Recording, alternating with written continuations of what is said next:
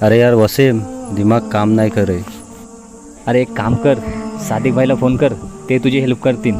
ठीक है लाव।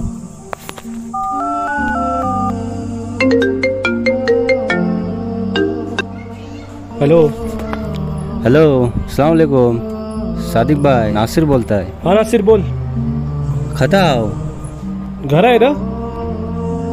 जरा येता हो। 2 मिनिटं येते। आपल्या अड्ड्यावर बसले आहो,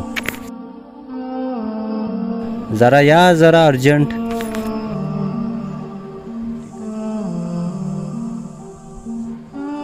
ते बघ सादिक भाईला। का रे इतका अर्जंट बोलून घेतलं? सादिक भाई, तुम्हाला तर माहिती आहे ना माझा रिश्ता झालाय।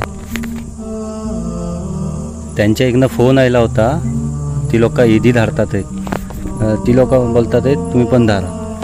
बेस बात आहे मग। कसली बेस बात आहे सादिक भाई? ती लोक बोलतात आहेत मोक धारा, आमचं रिश्तेदार मोक आहेत। तुम्हाला तर माहिती आहे ना सादिक भाई, कोरोनामुळे सगळा धंदा पाणी बंद झालाय, 1 रुपया खिशात नाही। मग त्यांना सांगायचा का माझी काही सध्या हैसियत आहे ना, मला काय नाही जमणार धाडायला।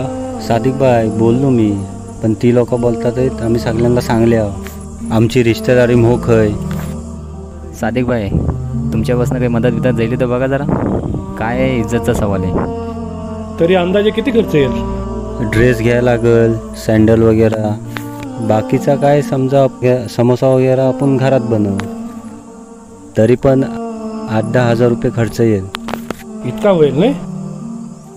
चल ठीक आहे, काही बात नाही, तुला एक 10,000 रुपये गूगल पे करताय।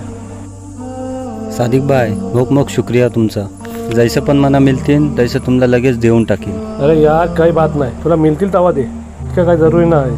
आपण नाही मदत करू तो कोण करेल?